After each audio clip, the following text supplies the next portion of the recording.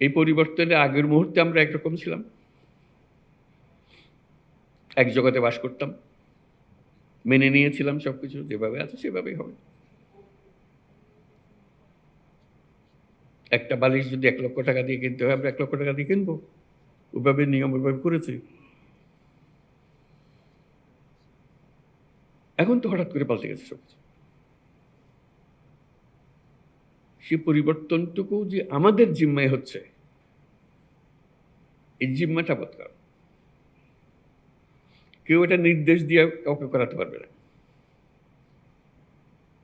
এবং আমি আপনি সেটা না করলে ওই মেয়াদ শেষ। পরে যারা আসবে তারা ওরা তো করে গেছে, এগুলো এইভাবে করেছে, আমরা এভাবে করছি। আমরা কিন্তু বলতে পারছি না ওরা ওইভাবে করে গেছে, আমরা ওইভাবে করছি। ওদের যুগ শেষ, এটা আমাদের যুগ। এটা 1000 বছরের পরিবর্তন।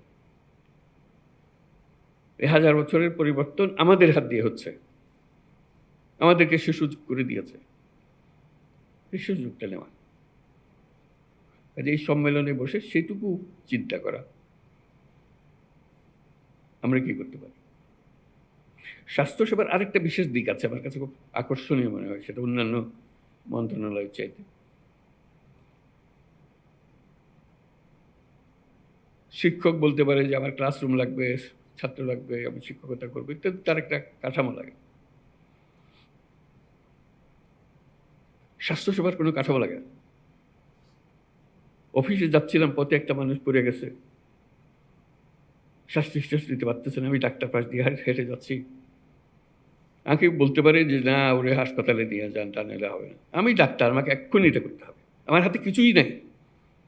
আমি অফিসে যাচ্ছিলাম, কি মর্নিং ওয়াক করতে যাচ্ছিলাম, আমি যে অবস্থায় আছি সেই হাফ প্যান্ট পরা গেঞ্জি পরা অবস্থাতে আমাকে কাজে লেগে যেতে হবে। এটা থেকে পরিত্রাণ নাই, যেহেতু আমি ডাক্তার। আমার হাতে সব কিছু থাকলে আমি চিকিৎসা দেবো, না হলে দেবো না, কোনো ডাক্তার বলতে পারবে না।